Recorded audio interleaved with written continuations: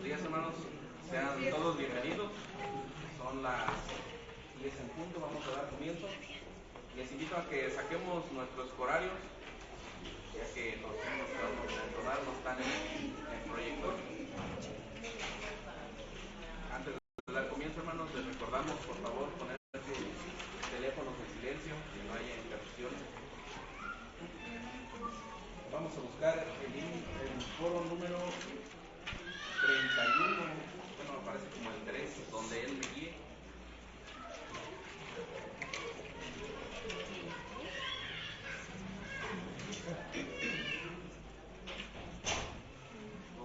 El 3. Si lo tienen, Dulces promesas son las del Señor, un mensaje bello de sublime amor, que sin pecado fue puro en verdad. Cristo el gran ejemplo es de gracia y bondad. Donde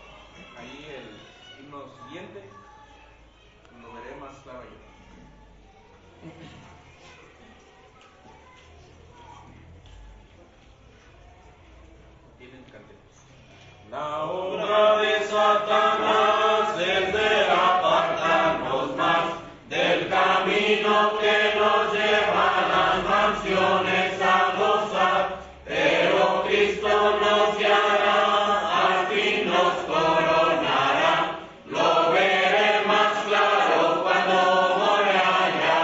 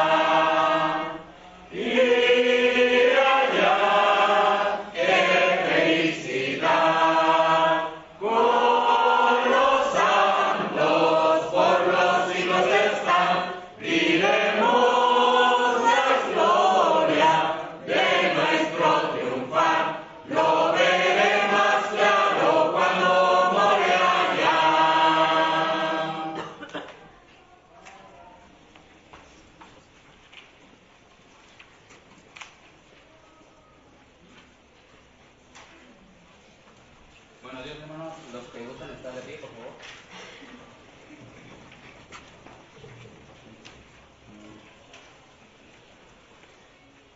Vamos a orar. Bendito Padre que estás en el cielo, santificado sea tu nombre, Rey de reyes, Señor de señores.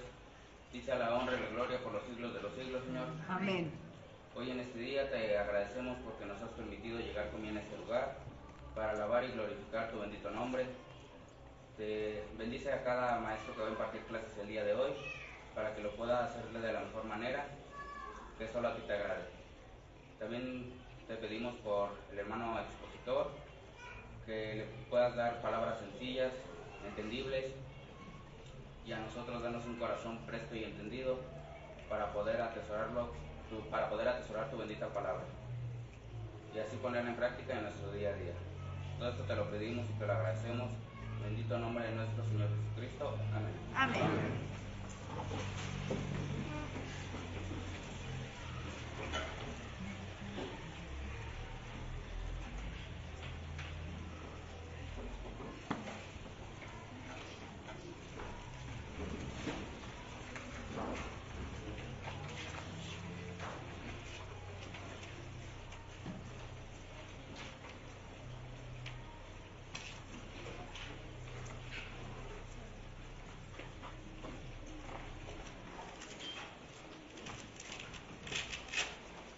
Qué contento porque encontré mi grabadora, man.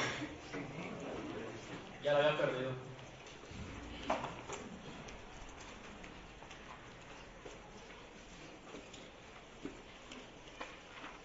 Corintios 13. Primera carta de los Corintios, capítulo 13. Vamos, de verdad es mi deseo, mi anhelo, mi oración que estemos haciendo lo que se ha expuesto, aplicando lo que es el amor, hermanos. Este tipo de amor a lo que es nuestro matrimonio. Cuando el amor acaba.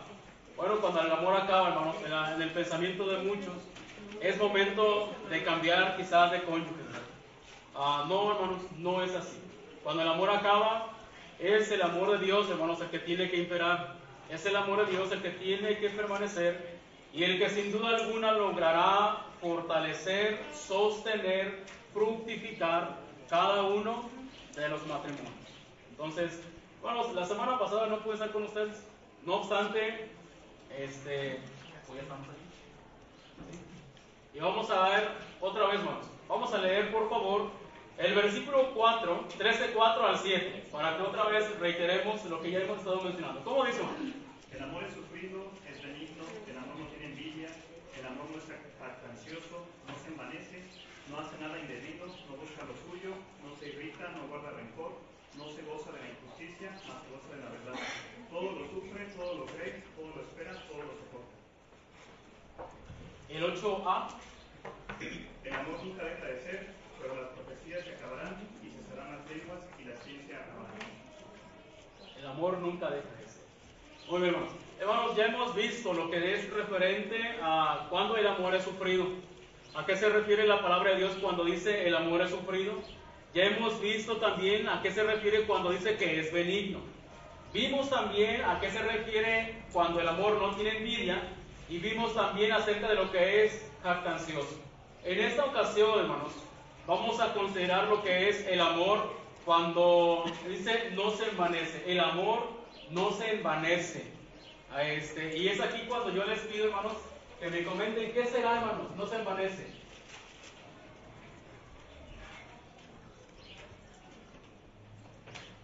¿Qué cree usted? Es como no llenarse de orgullo. ¿No se llena de orgullo? Por el orgullo abarca pues esa parte. ¿Okay? ¿Avaro? ¿Avaro, dijo? No, abarca. Oh, abarca. ¿Hermano Mario? Sí, que no caer en vanidad. No cae en vanidad. ¿Okay? ¿Qué más, hermanos? Puede ser que no se crea más que la otra parte. Esta versión dice: el amor no es descortés ni egoísta. Ni egoísta, descortés ni egoísta.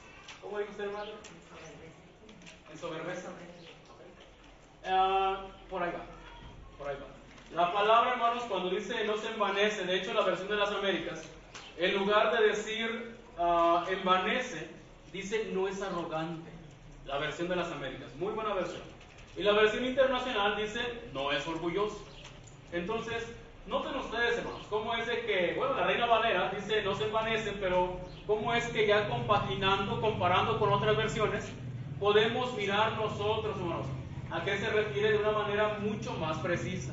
Entonces, cuando la palabra de Dios dice el amor no se envanece, se está refiriendo, hermanos, a que el amor no se porta arrogantemente, ni el amor se va a portar de una forma orgullosa. La palabra que aparece aquí, hermanos,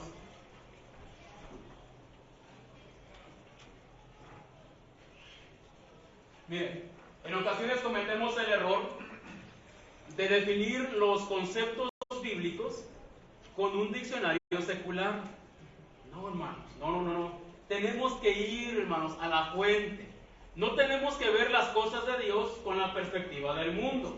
Tenemos que ver las cosas de Dios con la perspectiva divina, hermanos. ¿A qué se refiere Dios? Entonces, cuando en la palabra de Dios aparece esa palabra arrogante, hermanos, se refiere a llenarse de orgullo. No solamente tiene orgullo, sino que es una persona que está llena. Y a lo mejor les va a parecer un poco risible la siguiente definición, hermanos, pero el sentido literal se refiere a llenarse de viento. ¿Vale? Vano significa hueco. Envanecido es inflado. Aplicado a un lenguaje muy coloquial y entendible, es inflado. Pues oiga es un poco más coloquial. Llenarse de viento como un sapo. A eso se refiere. ¿Han visto cómo se esponjan los sapos, hermanos?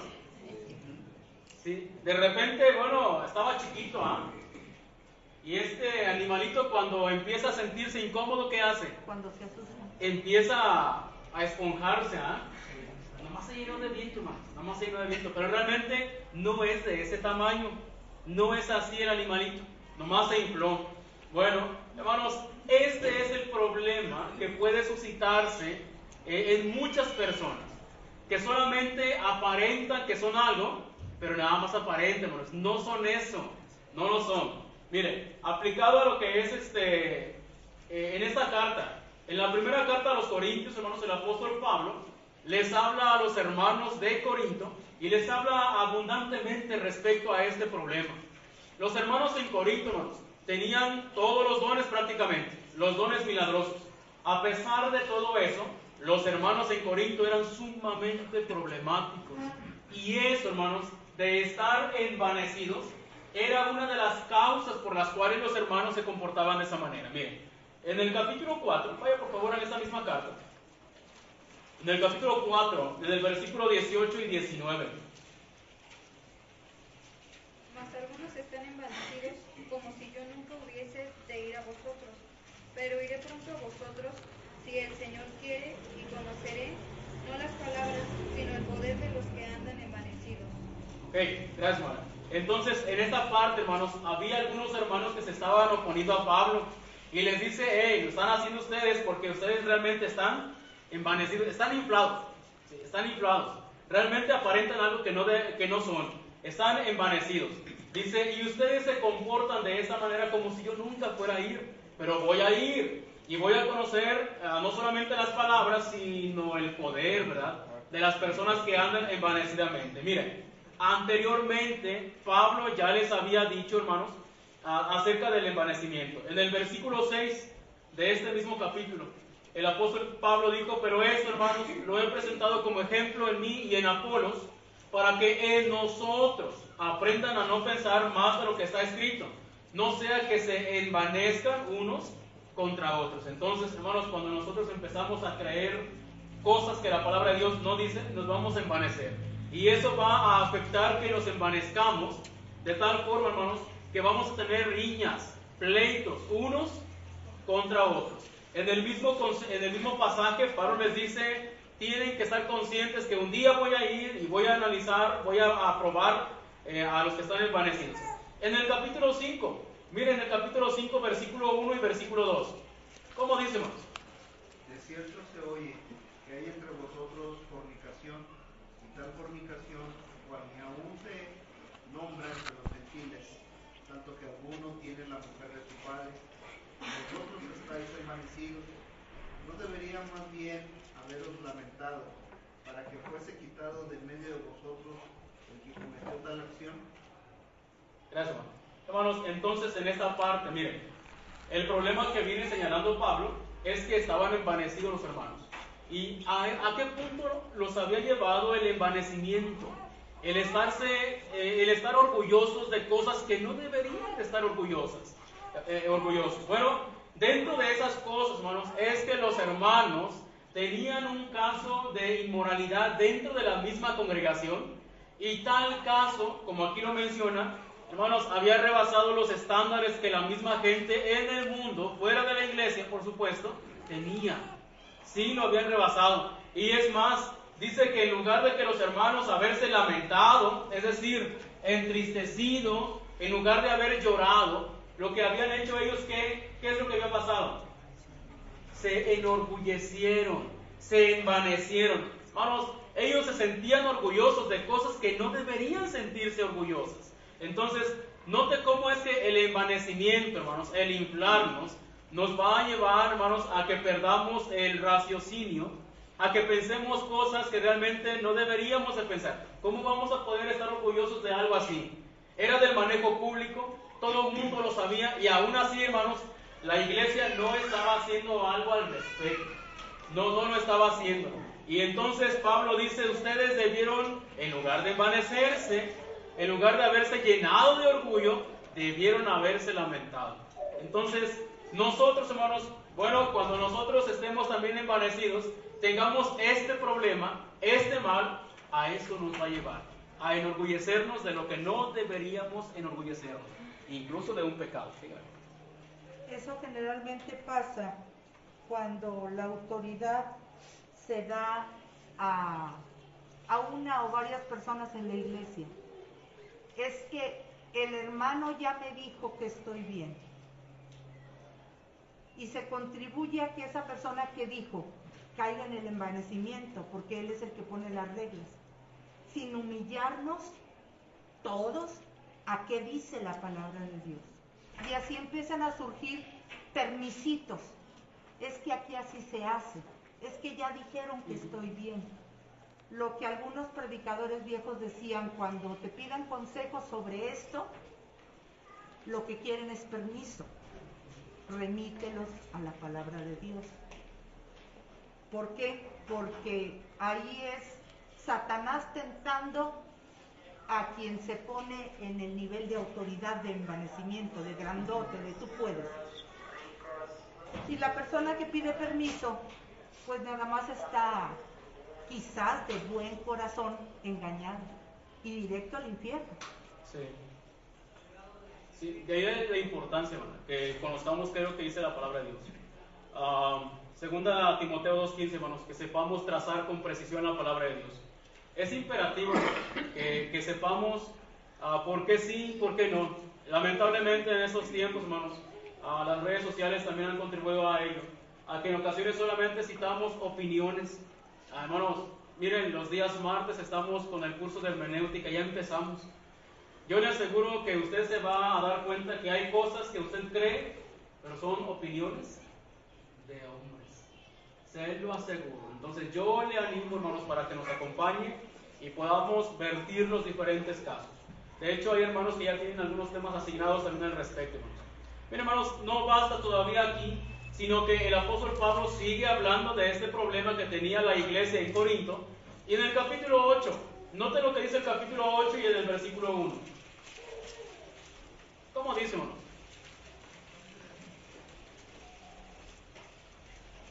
En cuanto a lo sacrificado a los ídolos, sabemos que todos tenemos conocimiento. El conocimiento envanece, pero el amor edifica. Muy bien, gracias. Hermanos, este es el problemita que en muchos lugares observamos. El conocimiento, ¿qué hace el conocimiento? Nos infla la cabeza, nos infla la cabeza, pero no debe ser la cabeza, hermanos. Debe ser el corazón el que tiene que estar ensanchado. Y esto es por el amor que deberíamos tenernos unos a otros. Porque, hermanos, ¿en qué me beneficia el que uno sepa más que otro? ¿Cuál es el provecho? Si no va acompañado, si no va conjugado con lo que es el amor, ¿en cuánto me puede ayudar el que tengamos conocimiento? ¿En cuánto ayuda? No ayuda, hermano, lastima. Lastima. Cuando nosotros tenemos conocimiento, pero no lo ponemos al servicio de los hermanos, hermanos, vamos a ocasionar en lugar de un beneficio, un perjuicio. Y en lugar de que nosotros, hermanos, podamos hacer algo por los hermanos, digo, no estoy diciendo que el conocimiento no es importante, ¿eh? No estoy diciendo eso. Lo que estoy diciendo es que el conocimiento, hermanos, debe de ir combinado con algo más. Yo recuerdo, hermanos, que tenía algunos maestros y algunos doctores que me daban clases. Y cómo es de que estas personas tenían bastante conocimiento, pero lo usaban para mal. Lo usaban para salirse con la suya. Evadían las leyes. Y lo hacían una y otra vez. Encontraban lagunas de leyes. Y, hermanos, eran muy buenos, sí, pero para evadir las leyes, las responsabilidades. Entonces, bueno, no debería ser nuestro caso.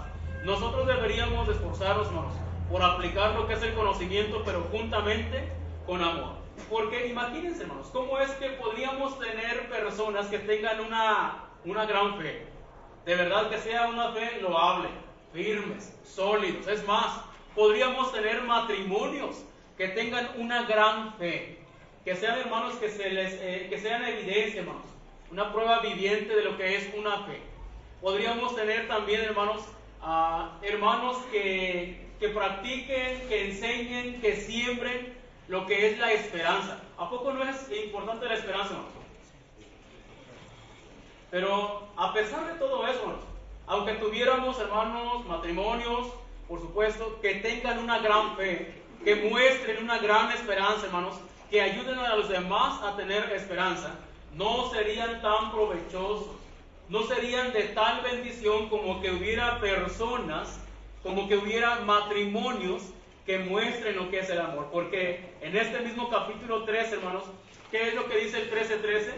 Y ahora permanecen, ¿qué? La fe, la esperanza y el amor. La fe, la esperanza y el amor. Estos tres. Pero el mayor de ellos es el amor, hermanos. Entonces, sería una gran bendición que tuviéramos matrimonios que tengan fe, matrimonios que tengan y muestren, que siembren y ayuden a los demás a tener esperanza, pero no habría, hermanos, tal beneficio como que hubiera matrimonios que practiquen lo que es el amor. De verdad. Pero el amor desde el punto de vista escritural. Entonces, hermanos, déjenme les digo que eso del envanecimiento no le va a traer nada bueno a una persona que lo tenga. De verdad. En la primera carta a Timoteo, capítulo 3 y versículo 6, se habla allí, hermanos, para los neófitos. Cuando se está escogiendo, o se debería estar escogiendo a hermanos que nos van a presidir como ancianos, como obispos, pastores, no se debería de buscar a un hermano que sea neófito. ¿Por qué? No un neófito. ¿Para qué? Para que no se envanezca. Para que no sea que envaneciéndose caiga en la condenación del diablo. Algunas versiones, hermanos, lo mencionan esa expresión como que a causa de que el diablo se envaneció, cayó en esa situación, a consecuencia de eso. Entonces, imagínense, hermanos, hasta dónde puede llevar lo que es el envanecimiento. El envanecimiento, hermanos, o pues lo que es la cuestión de la vanidad. Posiblemente pensemos que no es tan malo, hermanos. Pero ese pecado de la vanidad es uno de los pecados que consideramos chiquitos, mínimos, no tan graves, no tan fuertes, no tan alarmantes, pero son de los pecados que llevan a otros, hermanos. ¿Se acuerdan de lo que mencionábamos también del pecado de la pereza? Pensamos que no es tan malo, ¿verdad?, de ser perezoso. No es tan malo. Bueno, pregúntale a David. Y el de la vanidad, hermanos, ¿no es tan malo? Pregúntale al diablo. Mejor no le pregunte. No le pregunte, hermanos. Hermanos, entonces sí, este pecado llega a ser uno de tal magnitud, hermanos, que puede afectar a muchos más. Mire, la versión de las Américas en ese pasaje, Timoteo 3:6, dice, no sea que se envanezca y caiga en la condenación en que cayó el diablo. La versión internacional dice, a no ser que se envanezca y caiga en la misma condenación en que cayó el diablo. Entonces, hacen referencia a que a consecuencia de la vanidad del diablo, cayó en ese problema. Entonces, el diablo no cayó ahí, hermanos, por bueno, no llegó a esa situación por bueno. El diablo ahí llegó, hermanos, por algo. Y nosotros deberíamos tener cuidado de eso. Si eso le pasó al diablo, ¿cree que no nos pueda pasar algo a nosotros? Sí, hermanos, de verdad. Mire, hay un pasaje que me gustaría, hermanos, leyéramos. Cuando una persona se envanece, mire lo que dice Segundo de Crónicas 26, 16. Segundo de Crónicas 26, 16. ¿Qué tan grave puede ser la vanidad, hermanos? ¿Qué tan grave puede ser el que uno se infle, ¿verdad? Se le infle la cabeza. ¿Qué tan grave puede ser? Bueno, hermanos, hay pecados, hay personas que han caído en semejante pecado. Miren lo que hizo este hombre. Segundo de Crónicas 26, 16. ¿Cómo dice? Mas cuando ya era fuerte, su corazón se enalteció para su ruina, porque se rebeló contra Jehová su Dios, entrando en el templo de Jehová para quemar incienso en el altar del incienso. Hermanos, este hombre está hablando de Usías. Usías era un buen rey, hermanos. De verdad era un buen rey. Y llegó a ser un hombre tan exitoso, hermanos. Dios lo bendijo grandemente para bendición también del pueblo. Y este hombre, hermanos, llegó a tal punto que, bueno, era tan famoso, era tan bueno, había hecho tantas cosas buenas Dios a través de él, que dice, mas cuando ya era fuerte, ¿qué? Cuando se sintió grande, bueno, su corazón se enalteció para su ruina. Para su ruina. No solamente eso, dice, porque se rebeló contra Jehová su Dios, entrando en el templo de Jehová para quemar incienso en el altar del incienso. La versión textual dice, se enalteció hasta corromperse y fue infiel a Yahvé. Se enalteció hasta corromperse. Entonces, esto fue, hermanos, a consecuencia de lo que él había logrado, sí, pero Dios lo había hecho con él. Dios se lo había concedido. Y lamentablemente, hermanos, este hombre pues terminó mal, porque entra al templo para quemar incienso. ¿Quién, según la ley, debería de quemar incienso solamente? Nadie más. Era un decreto divino, hermanos, que solamente los sacerdotes deberían de hacerlo. Pero este hombre tomó un incensario, se metió al templo, y estando dentro del templo, hermanos, el sumo sacerdote, y me parece que 80 varones, se le atravesaron a Usías y le dijeron, no te has permitido a ti, arriesgando que los matara. Bueno, es mejor tener pleito con el hombre. Hermanos, y lo que hizo este rey, bueno, dentro de su enojo, hizo un berrinche que, bueno, le salió lepra, hermanos. Le brotó lepra. Entendieron de que era enojo de parte de Dios y, bueno, salió del templo y salió y vivió, hermanos, desterrado en una casa, apartado. Allá murió. No, hermanos, Dios no honró a Usías. Y eso podría pasarle a cualquier persona, hermanos, que llega a tener algo y luego se envanece. Hay un hermano por aquí, hermanos, que dice, hay algunos hermanos que se suben a una galleta y hasta se marean, ¿verdad? Porque se sienten muy altos ya. No, hermanos, no. No debe de pasarnos eso, hermanos. De verdad, no debemos de permitir que los logros que vamos obteniendo nos enaltezcan, porque finalmente, ¿para quién lo logramos? Para Dios, hermanos, para Dios. Espirituales y no espirituales son para Dios, para Él son, hermanos. Y eso deberíamos de recordar. Hermanos, cuando una persona se vuelve vanidosa, se vuelve orgullosa, esta es una evidencia clara, hermanos, clara de lo que es la inmadurez. De verdad.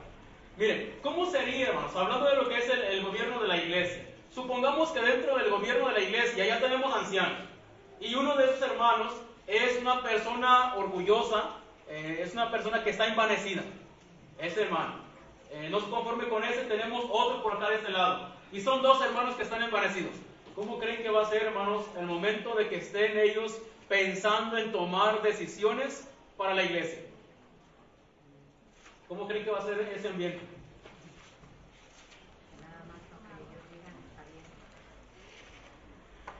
Hermanos, deberían de tomar mi consejo, puesto que yo tengo varios títulos. Ustedes no. Por eso deberían de tomar mi consejo. qué si el otro tiene también otros títulos? ¿A quién le vamos a hacer caso?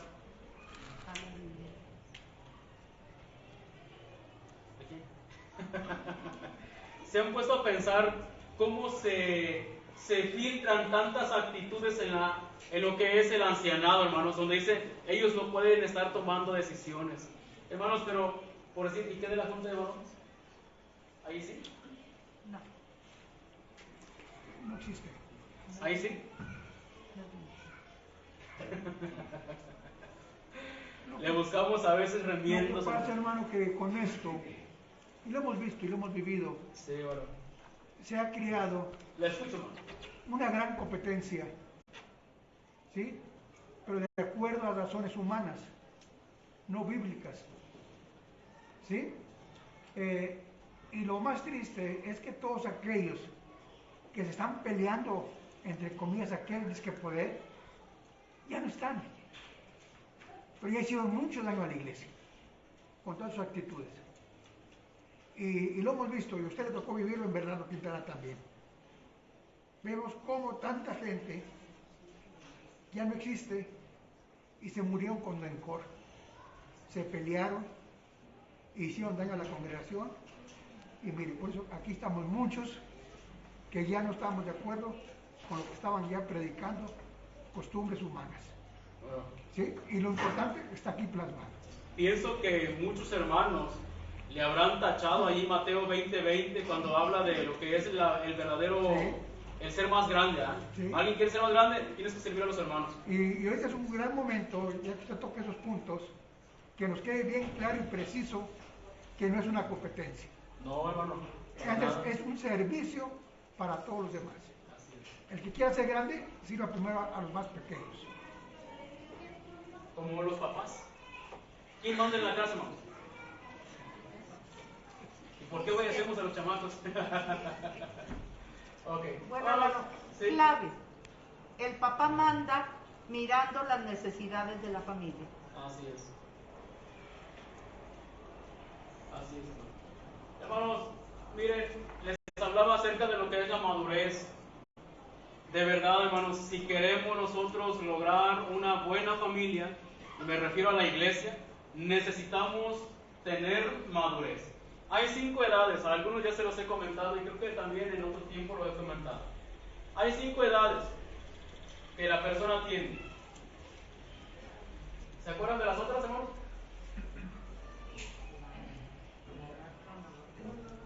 No, pues ya la anoté.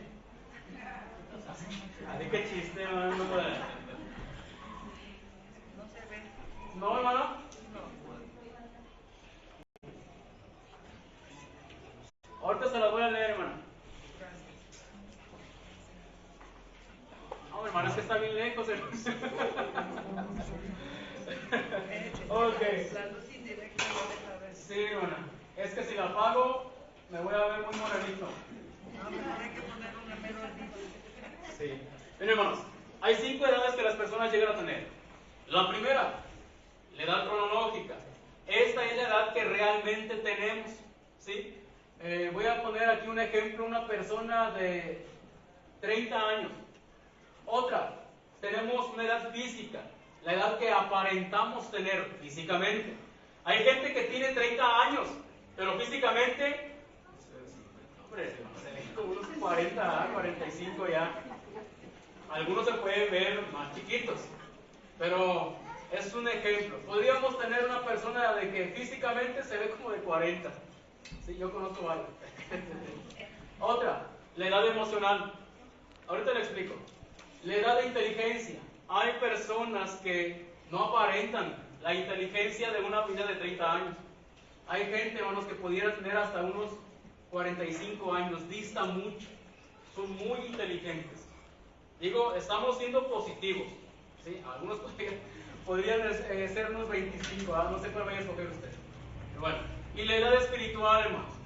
La edad espiritual es cuán maduros espiritualmente somos, qué tan inclinados a las cosas de la palabra de Dios somos. ¿Sale? ¿Qué tanto me interesan las cosas de la piedad? ¿Cuánto me interesan las cosas de Dios? Eso es la edad espiritual. Yo podría decir, bueno, aquí el hermano aparenta una vida de unos, no sé, 40 años también. Es un hermano sumamente maduro. Hermanos, pero esta es de las que determinan en gran manera cómo va a ser el individuo. Porque si esta persona tiene 30 años, pero es una persona altamente emocional, supongamos que tiene unos 15 años en edad emocional. ¿Cómo son los niños, hermanos? ¿Cómo son las personas que tienen 15 años? ¿Cómo son nuestros adolescentes? Berrinchudos. Bien berrinchudos. Son bien berrinchudos. Cambian, ¿mande? Cambian, hermanos, como el camaleón de color, pero ellos de humor. Así, sin saber por qué. Ok, imagine esto entonces. Mencionaba hace un momento cómo es de que hay cosas que en la palabra de Dios, bueno, respecto al gobierno, no se deben de tener. El envanecimiento ocasiona muchos problemas. Pero no, apliquémoslo al hogar, a la familia, hermanos. Aplíquelo por favor a la familia, perdón, al matrimonio. Apliquémoslo al matrimonio. ¿Qué, hermanos? Que el varón tenga 30 años, físicamente parece de 40, o 25, pues. No crean. Está jovenazo. Pero emocionalmente, hermanos, sí es muy inteligente, pero emocionalmente, hermanos, es un adolescente. De verdad, es un adolescente. Y sí hay, hermanos, no te vayas a sufrir. Sí hay, hermanos. Sí hay mucho esto. Entonces, déjenme preguntarles, hermanos, ¿cree usted que no habrá problemas en un matrimonio donde el esposo es un adolescente emocionalmente? ¿No cree que va a haber problemas? ¿No cree que va a hacer unos berrinches, pero no cree que va a ser egoísta? Más adelante vamos a hablar del egoísmo, pero ¿no cree que va a pasar esto? Esto es mío. Esta es mi comida. Y hasta tiene ahí la etiqueta. Es que esto es mío, esto no es para todos, este es mi tiempo, este es mi espacio. Hermanos, en serio, ¿creen que no va a ocasionar un varón problemas en su matrimonio con este pensamiento? Retrocede a la edad de un niño de 3 años. Está en el mío, es mío. Ahora, Yo también. ¿qué pasa cuando hay una mujer en el matrimonio que es también, hermanos? Miren, con todo respeto, hermanos. Tengo una mamá, tengo una hija y tengo una esposa. Pero sé que las mujeres son afectadas más o menos por sus estados de ánimo. Sé que se controlan muchas y hacen un grande, olvide grande esfuerzo por mantenerse ecuánimes. Pero que cuando una mujer en el matrimonio, hermanos, es emocionalmente adolescente. ¿Qué? Que cuando en casa no le enseñaron a ser mujer, que cuando en casa le enseñaban, no, mija, tu marido tiene que darte lo mismo que yo te doy. Hermanos, no se puede. Hasta que llegue un tiempo en que el varón también ya pueda sostener como en otros tiempos. Pero ¿a poco no es cierto? En el caso de la gran mayoría o de muchos, empezamos literalmente desde abajo. No siempre es así el caso, pero para muchos sí, hermanos. Entonces, ¿qué cuando la hermana es emocionalmente inestable? Decía un hermano hace tiempo, nos daba una clase, y hablaba él de las mujeres en 1 de Pedro capítulo 3, versículo 7, cuando habla de que son, como a tratarlas como a vaso más frágil. Mencionaba él cómo es que llegaba a su casa y encontraba a su esposa llorando, hermano. Y le decía, ¿qué pasó? ¿Por qué estás llorando así? Lo que pasa es que fulano se murió. Pues arréglate, vamos para acompañar. No, fulano es de la novela.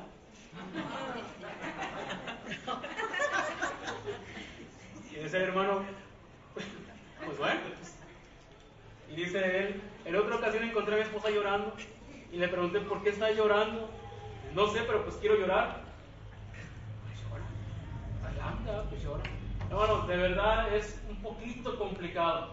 Pero miren, de verdad, no es el caso con todos, con todas. Pero que cuando encontramos en un matrimonio a una persona que es una adolescente, ¿Va a ocasionar problemas? Destrozos. Destrozos, hermano. Ok. Destrozos van a ser cuando encontramos a un varón adolescente emocionalmente y a una mujer adolescente emocionalmente. Esos sí son destrozos. Imagínense entonces un matrimonio así, hermano. Una persona que tiene problemas emocionales, hermanos, de esta naturaleza, digo lo que hablábamos de lo que era la vanidad, son personas que llegan a la inmadurez de verdad. Y debemos de esforzarnos, hermanos, por no ser este tipo de personas, por ser personas, hermanos, que nos afiancemos firmemente en la palabra de Dios. Una persona puede erradicar todo esto, lo que es la inmadurez, sí, hermanos, por supuesto que puede. Puede ir creciendo, puede ir aprendiendo. ¿Recuerdan ustedes que veíamos en Tito capítulo 2, del 3 al 5, hermanos? Cuando veíamos que las mujeres deberían de hacer ¿qué? Las mujeres adultas. ¿Qué tienen que hacer las mujeres adultas? Hermano, tienen que enseñarles, deben de enseñarles. ¿Cómo? Que cuando se casan no automáticamente ya saben las mujeres, ni y por supuesto los esposos tampoco, hermanos. Digo, no está allí expresado la palabra de Dios, pero no está por demás que también los ancianos o los más grandes se acerquen a los más jóvenes y les digan, mira, hazle de esta manera, puedes hacerle de esta manera. Y es lo mismo, hermanos, con el caso tanto de varones como de mujeres. Entonces, la vanidad nos va a afectar bastante, hermanos. Mucho, mucho. Díganme. Este tema, los que ya estamos casados, muy útil. Pero quien se va a meter a un matrimonio, es básico que observe al futuro o a la futura este aspecto de la emoción, esta madurez, que sepa lo que quiere, porque todos conocemos personas de 50, 60 años que todavía andan buscando al amor de su vida aunque ya estén casados o casadas, o son viudas y quieren rehacer su vida y encontrar el verdadero amor. Las mujeres adultas que enseñen, que sean las que no adolezcan por eso. Hemos visto mujeres adultas o hombres adultos que todavía están en la adolescencia, todavía no saben si pintarse el pelo verde, rojo, amarillo o azul. Todavía su personalidad no la han ubicado, porque la edad emocional es básica. Y quienes están solteros, que abran bien los ojos y busquen a alguien que ya sepa lo que quiere. Mencionábamos, de hecho, eso de que no por la edad no somos sabios por la edad, sino porque, bueno, nos apegamos a lo que es el consejo divino, hermanos, a lo que es el consejo divino. Bueno, déjenme mencionarles un pasaje que está en 2 de Crónicas 32:24. En aquel tiempo Ezequías se enfermó de muerte. Oró a Jehová, quien le respondió y le dio una señal. Mas Ezequías no correspondió al bien que le había sido hecho, sino que se enalteció su corazón y vino la ira contra él y contra Judá y Jerusalén. Dice, pero Ezequías, después de haberse enaltecido su corazón, se humilló él y los moradores de Jerusalén, y no vino sobre ellos la ira de Jehová en los días de Ezequías. Hermanos, este pasaje habla de cuando Ezequías, hermanos, cuando Ezequías se enferma, pero tiempo después, Ezequías ora, hermanos, viene Isaías, y la respuesta a través de Isaías menciona que cuando salió Isaías le dice a Ezequías, Jehová dice que ordene su casa porque morirás y no vivirás. Se sale Isaías, y Ezequías se vuelve a la pared, hace oración, Señor, acuérdate que andan tus caminos. Dios lo sana, le dice a Isaías, regrésate, iba en el patio del palacio, regrésate y dile que tiene que poner masa en la herida, masa de higos. Y va y le dice, lo hace, sana. Ok. Dice que sí, lo curó, pero dice que Ezequías no correspondió al bien que le había sido hecho, sino que se enalteció su corazón. ¿Qué quiere decir?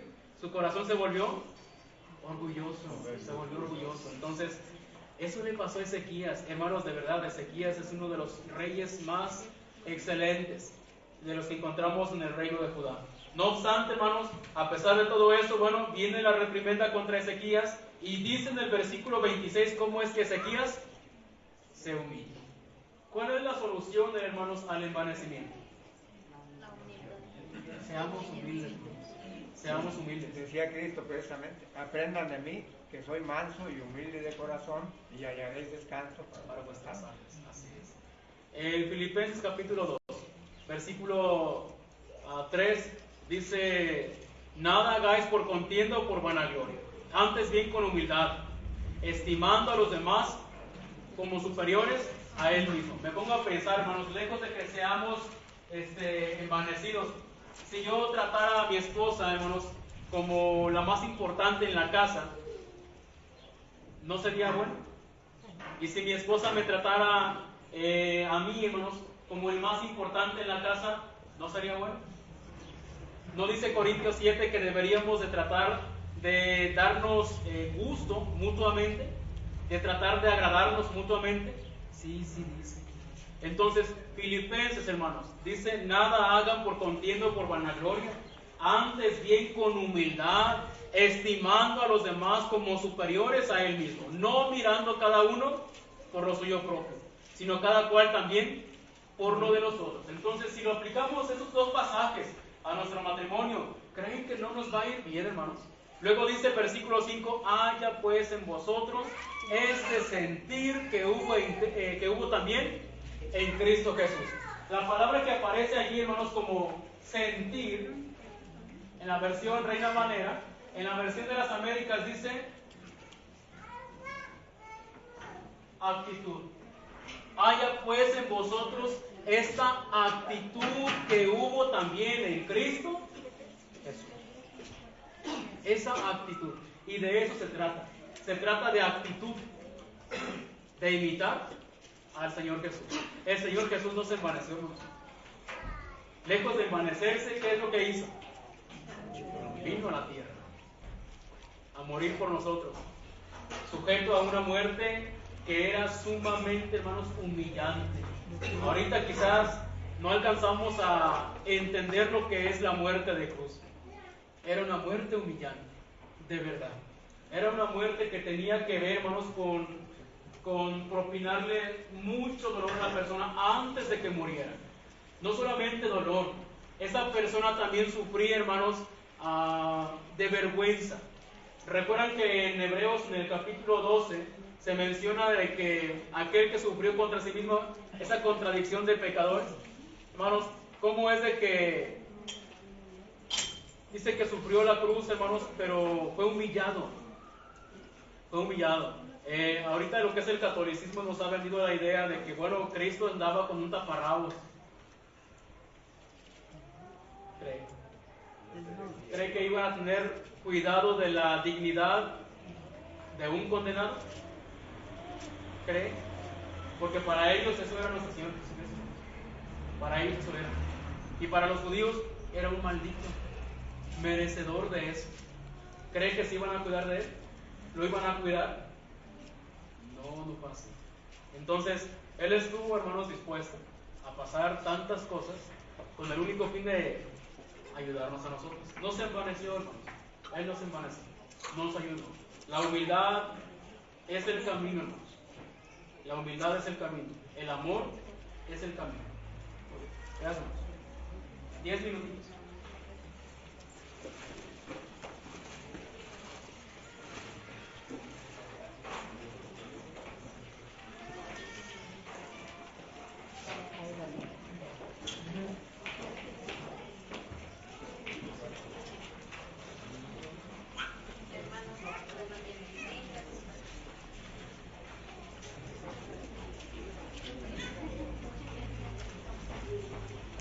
Ahorita regresamos, hermanos.